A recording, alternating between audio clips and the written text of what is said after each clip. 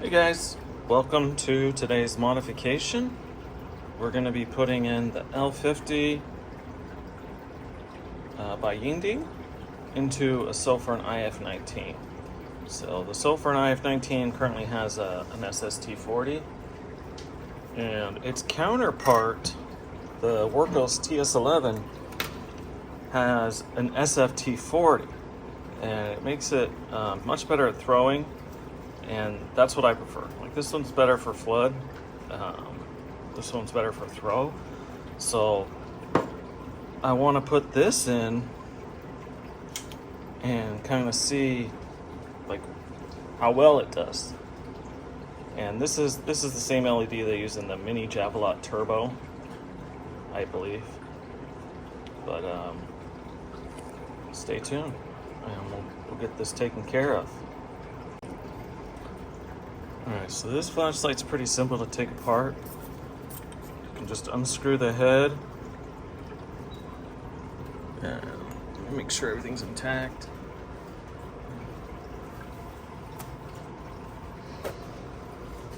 Alright, so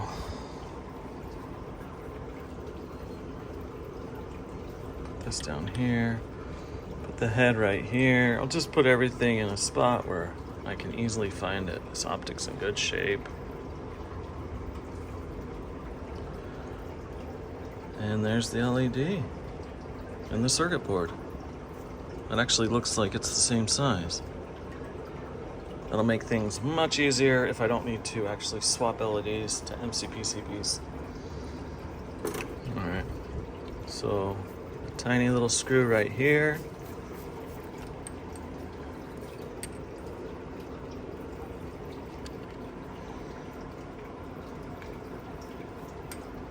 Take that out.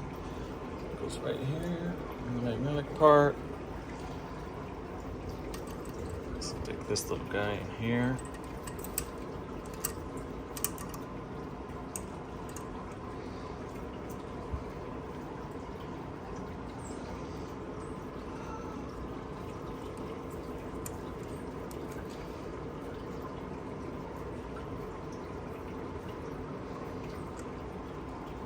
Makes it easier for you to see. Okay, so I heat my soldering iron up all the way to the max. It's almost 900 degrees. Because when you do this, the less amount of time that the soldering iron is touching the board, the better. I've fried circuits this way from having too much heat on there for too long. Boom, look at that, right off. So I doubt the board even heated up, but I'm able to reflow the solder quickly and get it taken apart. Boom. So take this out real quick. Grab my little tweezer tools. And generally what you're gonna find on the bottom is some solder paste. And you want to be super careful doing this with anything sharp, because you can scratch your LED. Alright, so let me look at this.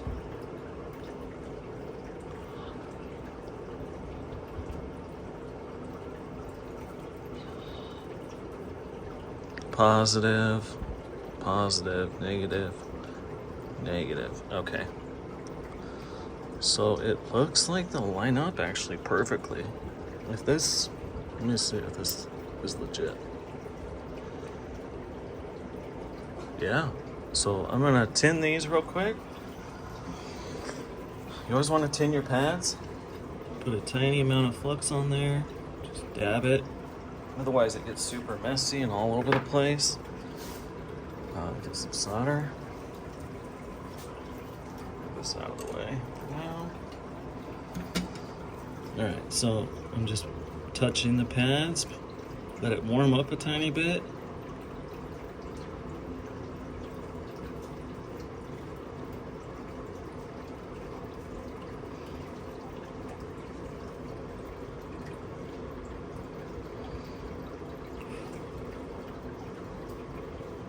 Beautiful.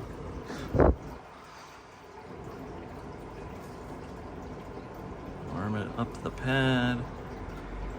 You want to touch the solder right at the tip if you can, the lowest point on the soldering iron.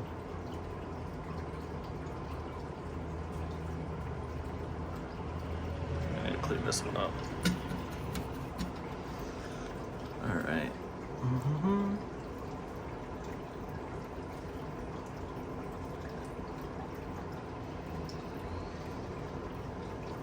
A little bit more on this.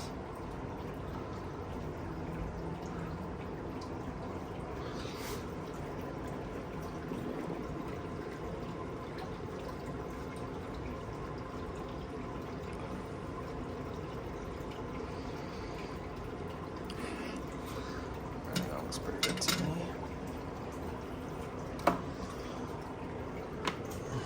Now this is going to be really hot. Let me see first. Actually, I'm going to put a tiny bit of solder paste in here just in case to see if this works. That way I don't have to do this again. So the solder paste I use, it's called Topta T06, and I've had pretty good luck with it. I think you will too. And so my leads are going in. It's gonna line up just like this. That one there. There's the black one.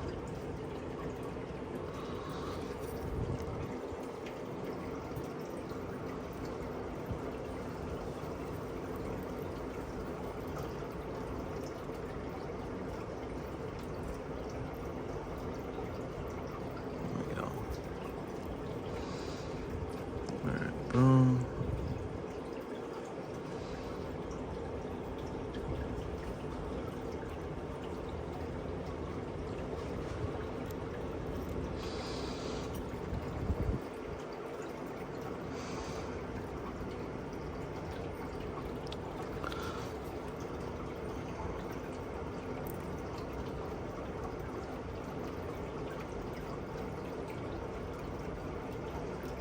Dang.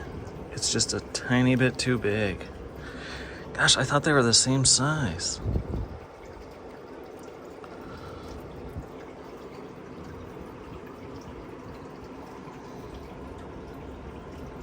Yeah, just barely. Wow. Well, they are the same size. It's just in certain edges it's been ground down, it looks like.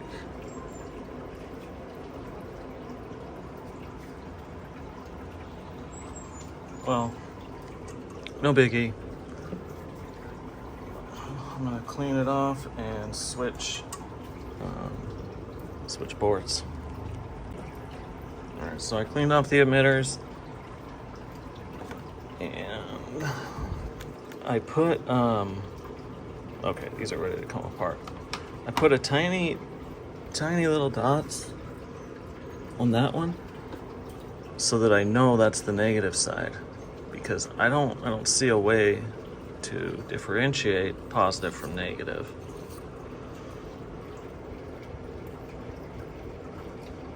Not even on the bottom. Let's see. Yeah, there's nothing. Okay, there we go. Hold up. So it looks like there's a tiny groove. I don't know if you guys can see it. And that signifies the positive side. Okay, beautiful. Put that right there. Let me unplug the heating pad. So the solder paste I use is Chip Quick. Bought it off Amazon. It works great. Let's see, it's SMDLTLFP Chip Quick solder paste. This stuff makes working on flashlights super easy. Like, if also when you're like reconnecting your contacts. Put a little bit of this on there and it helps the wires bond to the board much quicker and easier. All right, so now what I'm doing, I need to take this board. Now, my positive side is right here. My negative side is going to be over here. So if you guys can see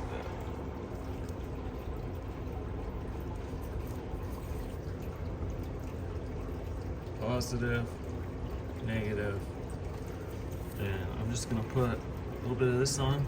Before I do that, I do wipe it off into a paper towel, or a shop towel in this instance.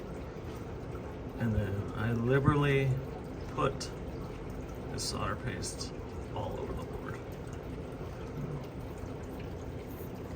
And what's gonna happen is when it heats up, I don't know what it's called, but it's super cool. All the solder will get sucked in underneath the LED.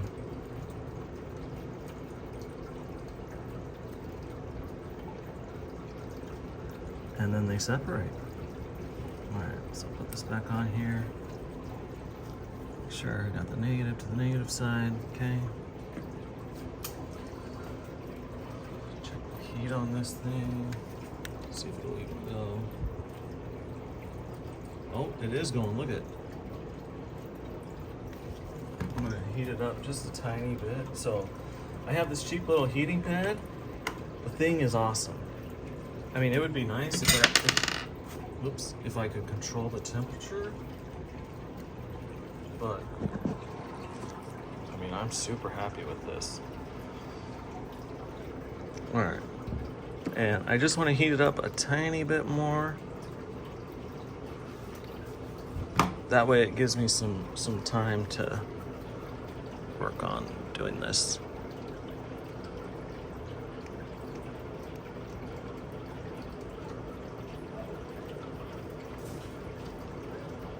Get rid of these solder balls.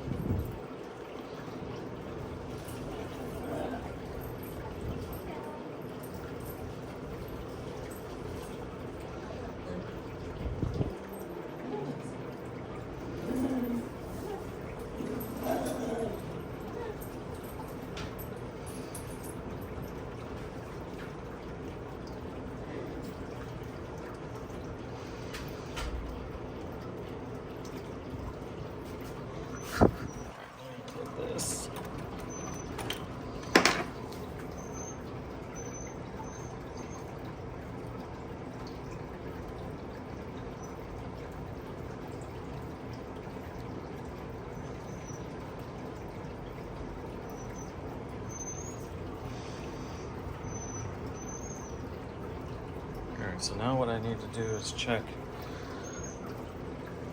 make sure there's a space between the leads. I see little solder balls kind of connecting the leads, like the middle to the middle.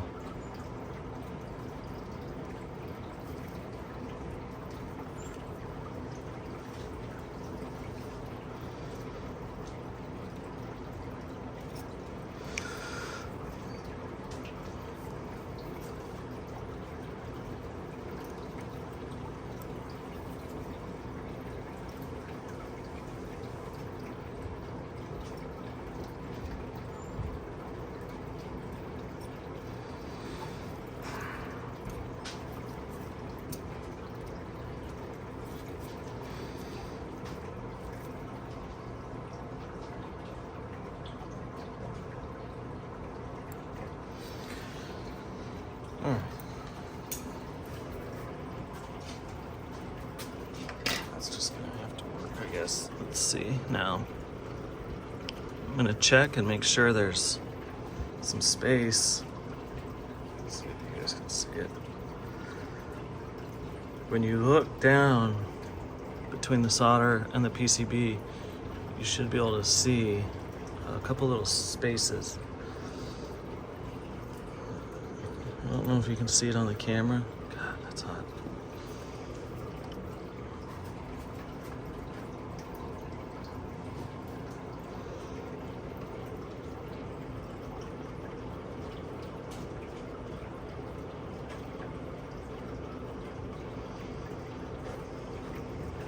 Oh, there we go. Okay.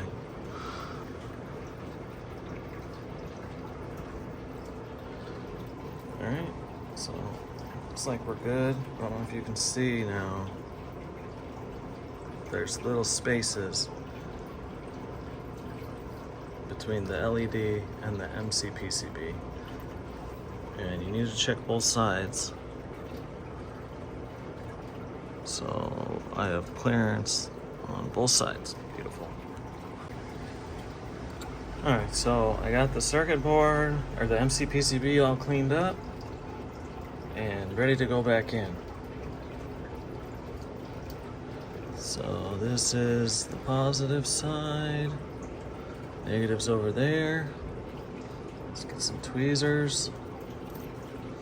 Oh, really quick, so I wanted to show you guys, let me grab an SFT40. So SFT40s and these kind of look similar.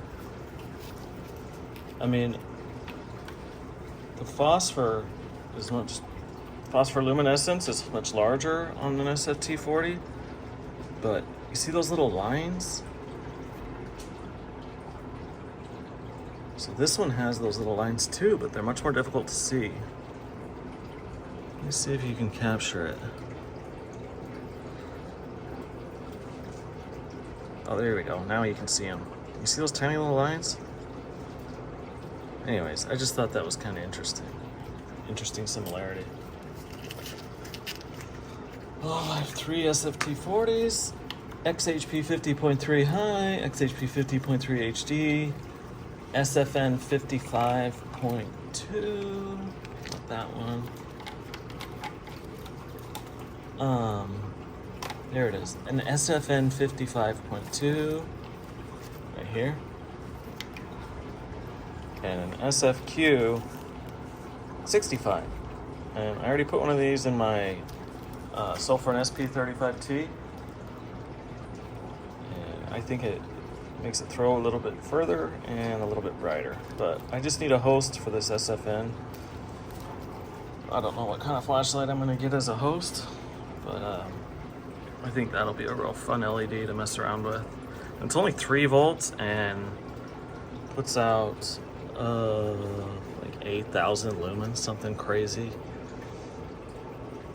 The only thing that I have that's similar to that one, it's like a 3 volt, would be my Amico PD90S, and that has an SFH55.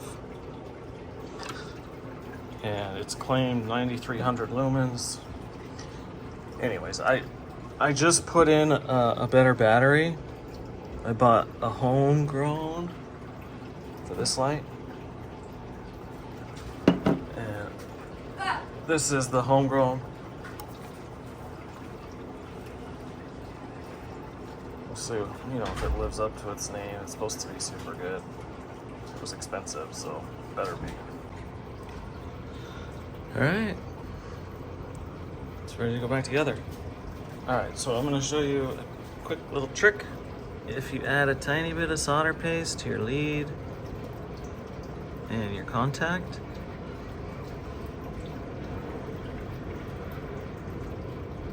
it melts quicker. Like it flows quicker, is what I've been seeing. I don't know why, it just does. Alright, soldering iron is almost warm enough. Gosh, this thing's been kind of a pain. Let me know what you guys are thinking. Is this your first time ever modifying a flashlight, dude? I promise it is not, even though I look like a noob. I wouldn't say I'm experienced. I would just say I've done a couple. This is number 4, maybe? All right.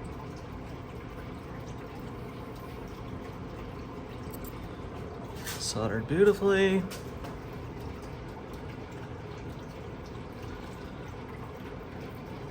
at this end.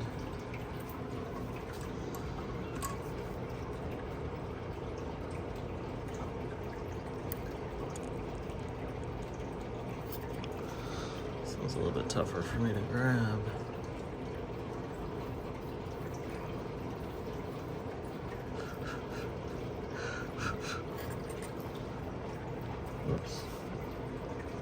Push this down.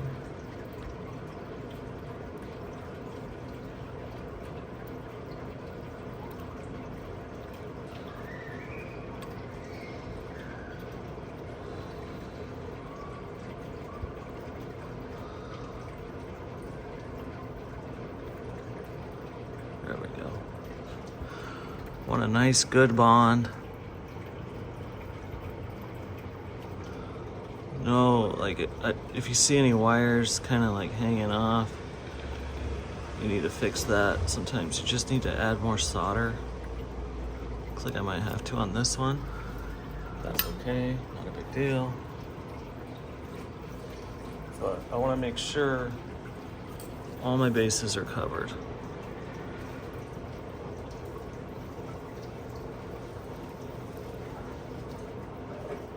There we go, maybe just a tiny bit bigger. Now I want to flatten it out.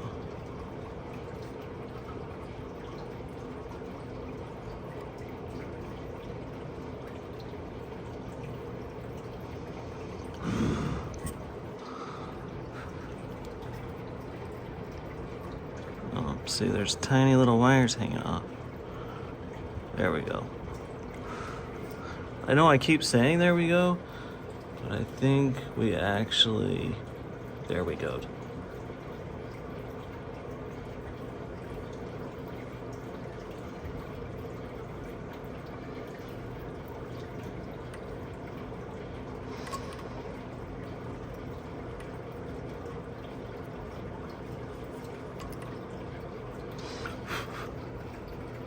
All right.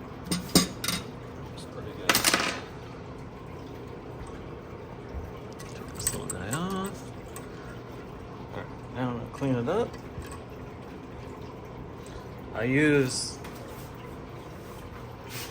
denatured alcohol to clean these up. I mean, I'm sure you can use any type of alcohol for the most part.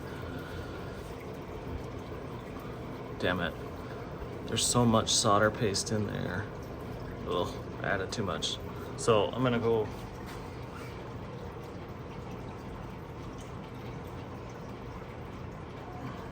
clean this up, get it back together, and we'll go get some beam shots. Okay, so really quick, I ended up putting this all back together and energized it and everything, and nothing. I was like, oh my gosh, what did I do? Did I fry the driver? And it was hard for me to believe that because I had my soldering iron on the pad for maybe 10 seconds max. So that it's kind of hard to fry a driver in that much time. So I'm racking my brain. I get my power source, power supply, I hook it up to the LED, to the MCPCB. Boom, I have light, so I know it's my power supply. I check my power and it's not getting anything. So I take the whole thing apart.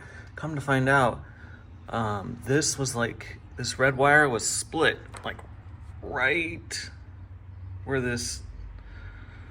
it comes out of this hole, which is like the worst place. I mean, down in the hole is the worst place, but you know, where it was at didn't make it any better. So I added another piece of wire, soldered it, and I put 2 heat shrinks on it.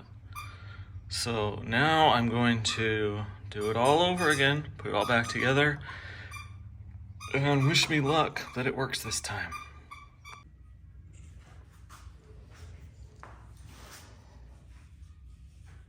It works.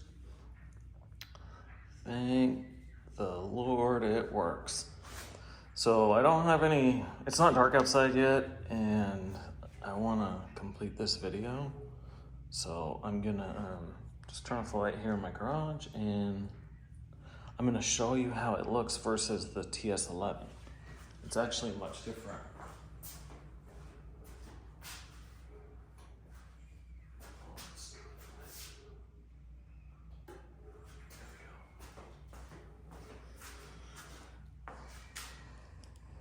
All right, so this is the Sofirn IF19.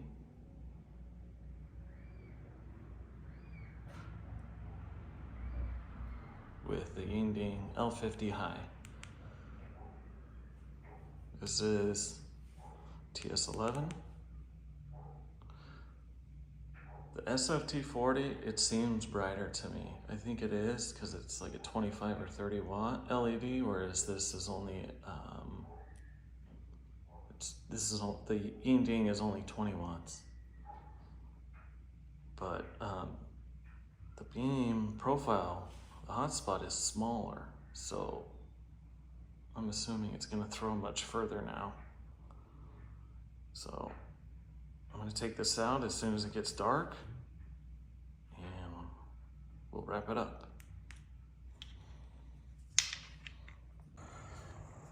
Alright guys, so it's finally nighttime, and we can take a look at how this turned out. The L50 by Yinding in the Sofirn IF19 mini thrower. Sorry for the background noise. My neighbor has this dog that barks constantly and doesn't do anything about it. So that's high. That's turbo. I gotta say, this is not my favorite emitter swap, but you know, I wanted to do it just to have some fun. So to compare this, I brought out my Workhorse TS11 with an SFT40. Let's see how this looks. Yeah, this one's way brighter. So if anything, I may put an SFT40 into my IF19. Let's them side by side. You can tell that this is brighter. I mean, this is still, I mean, it's good for throw, but it's so, the hotspot is so small and it's not really workable. Whereas this has some spill, this has zero spill. So if you need a hotspot and no spill, this is the perfect light for you. But most people need a little bit of spill with their hotspot. So Workhorse right here, Sofirn with the L50 in here. I mean, it still looks good. And this is the 20 watt, and I have 2 of the 30 watts coming. They should be here this week. So I might put one of those in here and see how it looks. I think that might be pretty cool.